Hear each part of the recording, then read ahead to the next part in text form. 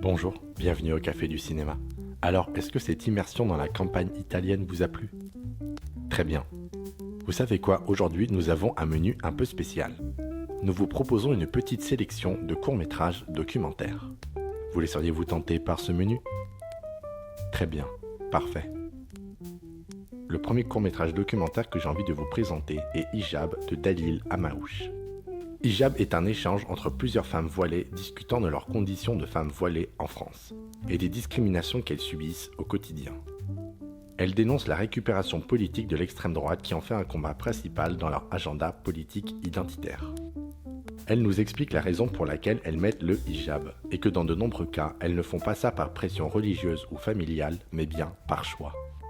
Elle nous montre que ce sont des femmes fortes et qu'elles n'ont pas besoin d'hommes dans leur vie pour leur imposer quoi que ce soit.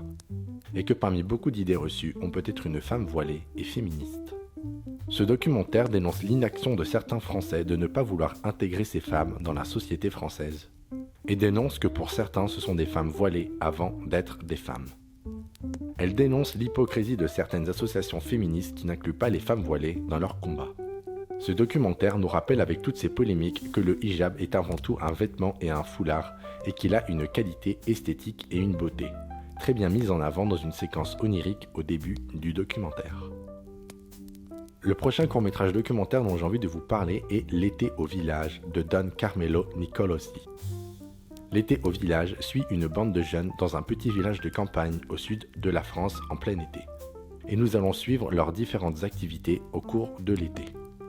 Ce documentaire est une déclaration d'amour au petit village de campagne français, des lieux avec l'idée reçue qu'il ne se passe pas grand-chose, mais où malgré tout, les habitants essayent de faire vivre ces lieux, et nous montrent différentes facettes de ces campagnes, où il peut régner calme et tranquillité, comme agitation et conflit. Ce documentaire nous montre la beauté et la diversité de ces lieux et les paysages qui les entourent. Elle montre l'abandon progressif de l'État et de ses habitants au cours des années, avec des maisons laissées à l'abandon où la nature a repris ses droits. C'est une représentation du quotidien qui peut être dur pour certains jeunes qui rêvent d'aventure et de ville. Le documentaire suit une histoire d'amour entre un couple, comme un amour de vacances le temps d'un été, et les images retranscrivent à la perfection l'amour qui se porte l'un pour l'autre. Le prochain court-métrage documentaire dont j'ai envie de vous parler est Ortus de Maël Enaf, qui nous plonge au cœur du restaurant triplement étoilé au Clos d'Essence à Annecy, tenu par Franck Derouet et Laurent Petit. Elle nous montre les différentes facettes qui fait la réputation de ce restaurant, et plus particulièrement son potager, qui est tenu depuis des années par Lionel Perron, le jardinier. C'est un hommage à la gastronomie française et plus particulièrement le rôle des plantes dans les saveurs de cette gastronomie. Sur comment la nature est liée à la cuisine et de retrouver cette connexion qui s'est perdue avec le temps, avec l'idée de se reconnecter avec celle-ci. C'est une déclaration d'amour à l'art du potager, sur quel emplacement installer les graines et comment les faire pousser et comment bien aménager l'espace. C'est une dénonciation de certains dommages qu'a causé la société capitaliste sur l'art de la cuisine et la gestion des restaurants. Et que même des grands chefs peuvent se voir fermer leur restaurant à cause de mauvaises critiques ou du manque de moyens financiers. Le prochain court-métrage documentaire dont j'ai envie de vous parler est Journal de bord de Lorraine Despo et Antoine Clément, qui vont suivre le temps d'une nuit des pilotes de Loire du port de Saint-Nazaire. Les pilotes de Loire sont des marins qui guident les bateaux vers les ports, aux abords de la Loire et du port de Nantes et de Saint-Nazaire. Ils assurent la sécurité de la navigation. Ils montent à bord des navires et assurent les manœuvres et la communication avec les autorités portuaires, les services de trafic maritime, les remorqueurs et les autres navires.